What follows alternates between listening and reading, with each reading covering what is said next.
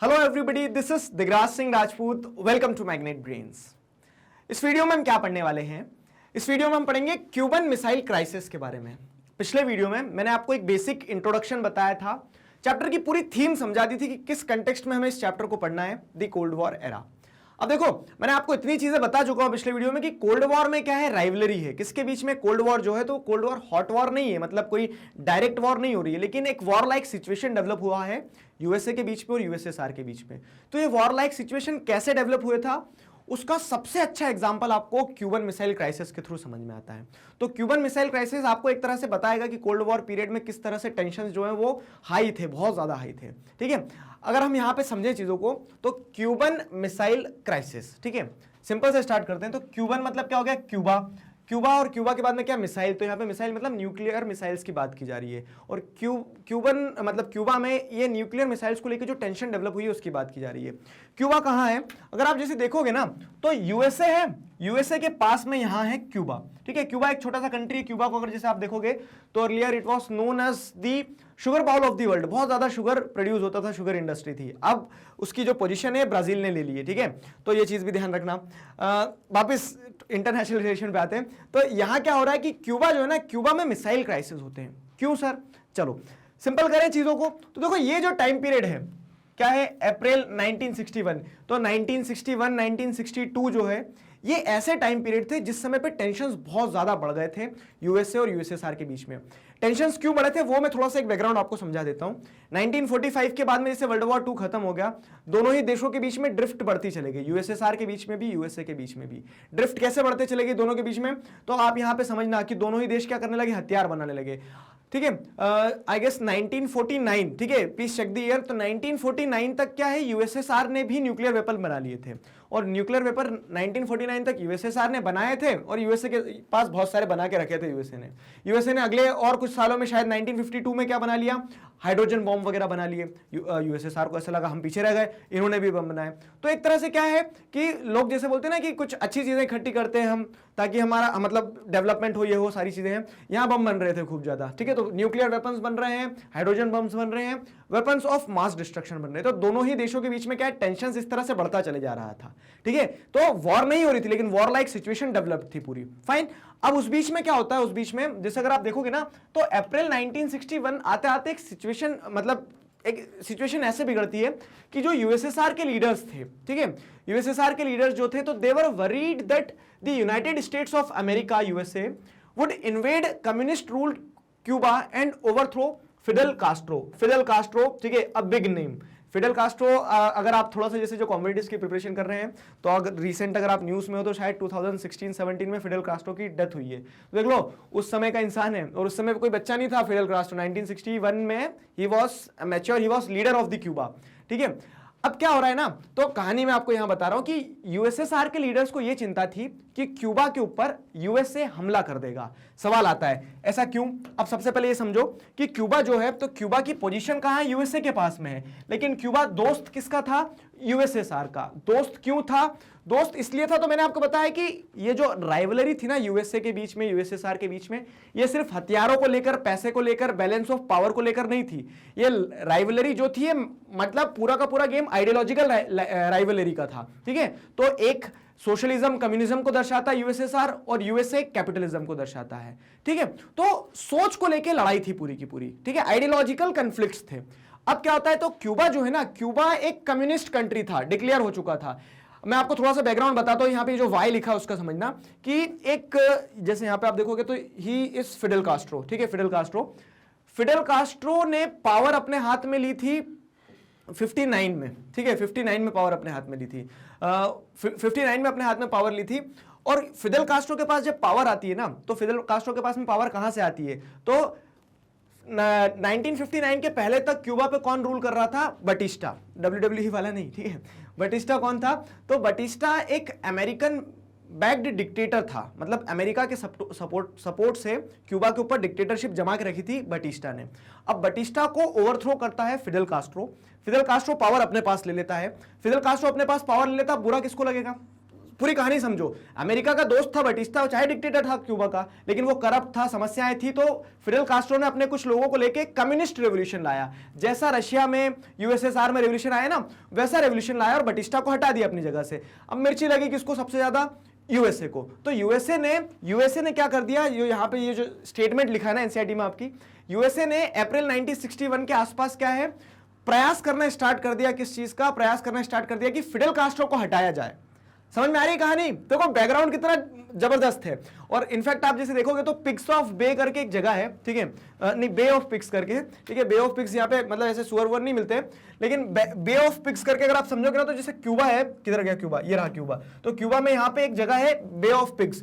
तो battle of Bay of Pigs में क्या होता है कि यूएसए की जो फोर्सेस थी ना, यूएसए की फोर्सेस यहां पहुंच गई थी और फिडेल कास्ट्रो ने लेकिन सक्सेसफुली क्या कर दिया, कम हथियारों के बावजूद भी यूएसए की फोर्सेस को हरा दिया था। यूएसएसआर ने उस चीज को अप्रिशिएट किया। फिडेल कास्ट्रो ने अनाउंस कर दिया क्या कि आज से ये जो मैं एक मार्क्सिस्ट हूं, मतलब कार्ल मार्क्स का फॉलोवर हूं, रशिया की जो आइडियोलॉजी कम्युनिज्म सोशलिज्म इनमें डिफरेंसेस होता, लेकिन अभी आप समझ के चलो एक जैसी, ठीक है। तो क्यूबा जो है वो एक सोशलिस्ट कंट्री होने वाला है आगे से रह के, और हम किसके अलाय बन गए हैं? हम रशिया के, यूएसएसआर के अलाय बन गए। कहानी समझ में आई यहां तक? ठीक है, तो ये बैकग्राउंड था। अब क्या हुआ कि अब यूएसए ने इसी तरह से, यूएसए प्रयास कर रहा था कि फिडेल कास्ट्रो को क्या किया जाए, फिडेल कास्ट्रो को वहां से ओवरथ्रो किया जाए। और इस चीज से चिंतित कौन था? इस चीज से चिंतित था यूएसएसआर। इतना बैकग्राउंड समझ में आया? वाई समझ में आ गया? ठीक है, तो Cuba was an ally of Soviet and received both diplomatic and financial aid from it. ठीक, अब निकिता कुरुशेव, अब निकिता शब्द लिखा है तो ये निकिता में आप कंफ्यूज मत होना, ही इज अ मेल। ठीक है, तो निकिता कुरुशेव कौन था ये भी समझ लो। निकिता कुरुशेव की अगर हम बात करें तो जैसे आप देखेंगे कि यूएसएसआर के लीडर्स थे अलग अलग। कौन कौन थे अलग अलग लीडर्स? तो आप देखोगे कि हाँ, जब यूएसएसआर में रेवोल्यूशन आया था, रशिया में रशियन रेवोल्यूशन आया था, तो व्लादिमीर लेनिन के टाइम पे रेवोल्यूशन आया। उसके बाद में जोसेफ स्टालिन ने अपनी कुर्सी संभाली। ठीक है, अब स्टालिन के बाद में जो लीडर आता है, जो यूएसएसआर का लीडर बनता है, ठीक है, वो कौन था? निकिता कुरुशेव। ठीक, तो अब निकिता कुरुशेव जो है, तो निकिता कुरुशेव ने मदद के लिए हाथ बढ़ाया क्यूबा की तरफ। Nikita Khrushchev, the leader of Soviet Union, decided to convert Cuba into the Russian base. अब यहां पे चीजों को समझना है। यूएसएसआर को चिंता थी कि कहीं वो फिडेल कास्ट्रो को हरा ना दे यूएसए, ठीक है, और क्यों, वो मैंने आपको समझा दिया, पूरा बैकग्राउंड समझा दिया। और सिंपल आपको क्या लिखना है एग्जाम में? आपको इतना ही लिखना है बस कि Cuba was the ally of Soviet union and received both diplomatic and financial aid from it. ठीक है, and therefore USSR was worried about the situation taking place, about the events taking place near Cuba. ठीक है, जो USA कर रहा था हरकतें, तो उन्हीं चीजों को ध्यान में रखते हुए यूएसएसआर ने, निकिता कुरुशेव ने क्या डिसाइड किया कि हम क्यूबा को एक बेस बना देंगे हमारा। ठीक है, क्यूबा को बेस बना देंगे। देखो, क्यूबा को बेस बनाना इसलिए नहीं था, मतलब ऐसे दिखाएंगे, फिडेल कास्ट्रो को बोलेंगे कि आओ तुम हमारे दोस्त हो, हम तुम्हारी मदद करेंगे, हम तुम्हारे को वेपन पहुंचाते हैं, तो वो भी खुश। दूसरी चीज क्या है कि जब यहां क्यूबा में वेपन रख देगी अगर रशिया, यूएसएसआर मतलब, ठीक है, तो क्यूबा में अगर यूएसएसआर वेपन रख देगा तो वो वेपन कहां पहुंचेंगे? सीधे वो वेपन पहुंचेंगे सीधे यूनाइटेड स्टेट्स में। तो आप एक तरह से यहां पे क्या कर रहे हो, यूनाइटेड स्टेट्स को डरा के रख सकते हो अगर क्यूबा में आप अपने वेपन्स रखते हो तो, और यही किया गया। ठीक है, तो इसी को क्यूबन मिसाइल क्राइसिस बोलते हैं। और तो इन 1962 ही प्लेस्ड, ठीक है, निकिता कुरुशेव प्लेस्ड न्यूक्लियर मिसाइल्स इन क्यूबा। अब ये चीज ध्यान रखना है, ये न्यूक्लियर मिसाइल्स बना ली गई थी जब तक रशिया में, डेट में शायद मैं कंफ्यूज हो रहा हूँ, 46 या 49 दोनों में से कुछ है, बहुत समय पहले बना ली थी। तो ये न्यूक्लियर मिसाइल्स जो बनाई थी, न्यूक्लियर मिसाइल्स को कहां प्लेस कर देता निकिता कुरुशेव? क्यूबा में। अब क्या होता देखो, the installation of these weapons put the US for the first time under fire from close range. Fire from close range मतलब क्या है कि हाँ भैया, अब कोई भी क्या कर सकता है, यूएसए के ऊपर अगर फायर करेगा ना, और वो कितना पता है, तो nearly double the number of base और cities in the American mainland which could be threatened by the USR. मतलब यूएसएसआर, जैसे पहले अगर यूएसएसआर को आप समझोगे तो यूएसएसआर इधर कहीं होगा वर्ल्ड मैप पे, ऐसे समझेंगे तो यूएस से बहुत दूर था। ठीक है, तो इतनी दूर से हमला ज्यादा दूर तक नहीं कर सकता, मतलब यूएस के ऊपर हमला यूएसएसआर इतनी दूर से नहीं कर सकता है। ठीक है, लेकिन अगर आप इस कंटेक्स्ट में समझेंगे कि जब क्यूबा में मिसाइल्स रख दी गई, क्यूबा में मिसाइल्स रख दी गई, तो उसका इंपैक्ट क्या हुआ पता है? उसका इंपैक्ट यह हुआ कि अब यूएसएसआर चाहे तो क्यूबा में अपना जो बेस है उससे पहले जितनी सिटीज को नुकसान पहुंचा सकता था, उससे डबल सिटीज को, उससे डबल बेसिस को नुकसान पहुंचा सकता है यूएसए के। तो यूएसए कांप गया, यूएसए मतलब यूएसए में भगदड़ मच गई एक तरह से, जैसे समझोगे कि यार ये तो बहुत पास आ गए हमारे, अब क्या होगा? ठीक है, तो अब क्या होगा, यहां तक कहानी समझ में आई है। अब क्या होगा समझते हैं यहाँ पे, तो reaction of USA over the placement of nuclear weapon in Cuba. देखो अब यहाँ पे पता है, हिस्ट्री को जब आप पढ़ते हो डिटेल में तो आपको समझ में आएगा कि कुछ एडवाइजर्स ऐसे थे यूएसए में, ठीक है, तो उन्होंने बोला कि यूएसएसआर ज्यादा मस्ती कर रहा है, हम क्या करते हैं, उस समय के प्रेसिडेंट कौन थे, जॉन एफ कैनेडी, ठीक है, यूएसए का उस समय का प्रेसिडेंट जॉन एफ कैनेडी। तो कुछ लोगों ने जॉन एफ कैनेडी को एडवाइस भी किया था कि एयर स्ट्राइक कर दो, सब मिसाइल विसाइल उड़ा दो, क्यूबा पास में ही तो अपन यहां से खत्म कर देंगे। लेकिन उसका क्या, उससे इंपैक्ट क्या हो सकता था पता है, रिटेलिएट यूएसएसआर भी करता, यूएसएसआर भी रिटेलिएट करता, तो शायद फिर से फुल फ्लेजेड वॉर हो जाती कोई सी। तो यूएसए का रिएक्शन क्या था वो समझना, और उस यूएसए के रिएक्शन में जॉन एफ कैनेडी का एक बड़ा इंपॉर्टेंट रोल रहा है वो भी समझना। इस चीज के लिए जॉन एफ कैनेडी को बाद में बहुत प्रेज भी किया गया कि बड़े अच्छा काम किया तुमने, ठीक। The US president John F Kennedy and his advisors were reluctant to do anything that might lead to full scale nuclear war between two countries। समझ में आ रहा था कि हमारी छोटी सी गलती क्या है, फुल स्केल न्यूक्लियर वॉर जो है वो ब्रेकआउट हो सकती है दोनों देशों के बीच में, जो कि बहुत घातक हो सकता है ह्यूमैनिटी के लिए, ठीक है। तो but they were determined to get Khrushchev to remove the missiles and nuclear weapons from Cuba. तो अब क्या होता है, लेकिन वो उस चीज पे भी उनको डर था कि नहीं नहीं भैया मिसाइल यहां नहीं रखी रहना चाहिए, ठीक है, मिसाइल्स को हटाओ यहां से। अब क्या हो रहा है इस बीच में, आप देखो अब यूएसएसआर को क्या डर था पता है, यूएसएसआर को डर ये था कि क्यूबा को ही कब्जा ना कर ले कहीं। तो देखो सिचुएशन सुलझती कैसे वो भी समझाता हूं मैं। यह है समझ में, ये खुश नहीं थे कि यहां पे मिसाइल्स रखी रहे, क्यों, क्योंकि कैनेडी ऑर्डर्ड अमेरिकन वॉरशिप्स। ये वाई समझ में आया, मैंने आपको वाई बताया इसका कि दोनों ही पार्टी के अपने अपने रीजंस थे। यूएसएसआर ये चाहता था कि वो न्यूक्लियर मिसाइल्स क्यूबा में रखी रहे ताकि क्या है, अमेरिका उसके ऊपर कब्जा ना कर ले, ठीक है। अमेरिका को डर था भैया इन्होंने किसी दिन अगर मिसाइल लॉन्च कर दी तो हमारी आधे से ज्यादा सिटी पे नुकसान हो सकता है। तो इस सिचुएशन में क्या होता है, इस सिचुएशन में जैसे देखोगे ना तो कोई डायरेक्ट कन्फ्रंटेशन नहीं होता है, यूएसए भी थोड़ा क्या करता है, सब्र रखता है। Kennedy ordered American warships to intercept any Soviet ship heading to Cuba as a way of warning the USSR of his seriousness, ठीक है, ऑफ हिज सीरियसनेस। और उसी चीज को क्या कहा गया, क्यूबन मिसाइल क्राइसिस कहा गया। इस चीज को भी समझ लो, कैनेडी को समझ आ गई थी चीजें कि डायरेक्ट वॉर तो हम कोई लड़ नहीं सकते हैं, ठीक है, तो डायरेक्ट वॉर लड़ेंगे तो नुकसान ज्यादा होगा। तो कैनेडी ने क्या बोल दिया कि यहां पे आप देखोगे ना तो एक यूएसएसआर ब्लॉकेड करके टर्म आता है, मतलब क्यूबा का जो ब्लॉकेड होता है यूएस ब्लॉकेड कहा जाता है, ठीक है, यूएस ब्लॉकेड कहा जाता है। कहां, तो वो भी समझ लो। जैसे अगर हम देखेंगे यहां पे तो आपको चीज समझ में आएगी, यूएस नेवल ब्लॉकेड जो है, तो क्यूबा के चारों तरफ क्या है कि यूएसए ने अपने शिप उतार दिए चारों तरफ, क्यूबा के चारों तरफ समुद्र है ना, तो वहां अपने शिप उतार दिए। ये एक्शन लिया गया था किसके द्वारा, यूएसए के द्वारा, ठीक है। तो क्यूबा के चारों तरफ क्या अपने शिप उतार दिए, किसने, जॉन एफ कैनेडी ने, यूएसए ने। और उन्होंने ये बोल दिया कि हम क्या करेंगे, हम इंटरसेप्ट करेंगे कि कहां से वो आ रही है, शिप वगैरह आ रही है यूएसएसआर की, ठीक है, उन्हें चेक करके रखना है हमें। और उस चीज से मतलब उन्होंने एक ये सीरियस मैसेज भी पहुंचा दिया यूएसएसआर को कि देखो तुम अगर मिसाइल लाओगे तो हम भी चुप नहीं बैठेंगे, हमने भी हमारे जहाज जो है समुद्र में उतार दिए हैं। अब क्या होता है पता है, एनसीईआरटी जो नहीं बताती उसके आगे मैं आपको चीज समझाता हूं, मैटर और एस्केलेट होता चले जाता है। डर ये हो रहा था, वर्ल्ड जो था, देखो impact of Cuban missile crisis on world. अब क्या है कि हम तो इंक्लूडेड ही नहीं थे, वर्ल्ड तो इंक्लूडेड नहीं था, ये दो मेजर पावर ब्लॉक जो थे ये आपस में भिड़ने वाले थे, भिड़े नहीं। लेकिन वर्ल्ड वाइड जो सिचुएशन थी ना, लोग ऐसे बैठे बैठे घर में डर रहे थे, क्योंकि उन्हें पता है न्यूक्लियर वेपन से अगर लड़ाइयां होगी तो हम पर भी इंपैक्ट होगा, ठीक है। तो उसके चलते क्या होता है, the prospect of this clash made the whole world nervous, for it would have been no ordinary war, ठीक है, कोई ऑर्डिनरी वॉर नहीं होगा अगर ऐसा ब्रेकआउट होता है कुछ। तो अल्टीमेटली इंपैक्ट हुआ क्या, ठीक है, आपके मन में भी एक्साइटमेंट बढ़ रहा होगा, फिर आगे क्या हुआ सर, ठीक है। तो आगे क्या होता है वो समझो। अब क्या होता है कि यूएस नेवल ब्लॉकेड हो गया, ठीक है, पूरी तरह से क्या है, क्यूबा को रोक के रखा है। जो वॉरशिप्स आ रही थी, किसके आ रही थी, यूएसएसआर से जो मिसाइल लेके आ रही थी वॉरशिप्स, ठीक है। ये इशू जो है यूएन में भी जाता है उस समय पे, यू थान जो थे तो उस समय पे यूएन सेक्रेटरी थे। तो जब यूएन में, यूनाइटेड नेशंस में इशू जाता है तो वहां पे फिर क्या होता है, मीटिंग्स होती है, नेगोशिएशंस होते हैं, और ये तय किया जाता है, ठीक है, ये तय किया जाता है कि क्यूबा में जो है, क्यूबा से जो मिसाइल है वो हटा लेगा कौन, यूएसएसआर, और बदले में ये उधर से प्रॉमिस किया जाता है यूएसए के द्वारा कि वो क्यूबा पे कभी हमला नहीं करेगा। तो इस तरह से क्या है, नेगोशिएशंस ब्रेकडाउन होते हैं। आगे समझ में, मैंने आपको स्टोरी पूरी बता दी है। तो यहां से आपको क्या सीखना है, आपको ये सीखना है कि जो हम कोल्ड वॉर की बात कर रहे हैं ना, तो कंसेप्ट समझ में आया कि आखिर कोल्ड वॉर क्या है। मतलब डायरेक्ट एंगेजमेंट नहीं देखने को मिलेगा, कोई लड़ाई झगड़े नहीं हो रहे हैं, लेकिन जो टेंशन था उस टाइम पीरियड में इतना ज्यादा डेवलप हो गया था, और ये सबसे हाई टाइम कहा जाता है, क्यूबन मिसाइल क्राइसिस को सबसे हाई टाइम कहा जाता है कोल्ड वॉर का। क्यों, क्योंकि इसके बाद आप जैसे देखोगे ना तो 1963 के बाद से क्या होता है पता है, फिर दोनों देशों को समझ में आ गया कि अगर गलती से भी किसी ने बटन भी दबा दी मिसाइल की तो बहुत नुकसान। तो अब आपको देखने को मिलेगा कि न्यूक्लियर वेपन को लेकर कुछ कुछ ट्रीटीज साइन होना स्टार्ट हो जाती है, ठीक है। तो न्यूक्लियर जो क्यूबन मिसाइल क्राइसिस है वो यहाँ पे थोड़ा खत्म होते उससे लगते हैं। तो अल्टीमेटली अब आपको क्या सीखना है, आपको ये सीखना है कि ये जो कंसेप्ट ऑफ कोल्ड वॉर है वो इस एग्जाम्पल के थ्रू समझाया गया है, ठीक है। तो the Cuban missile crisis was a high point of what came to be known as cold war.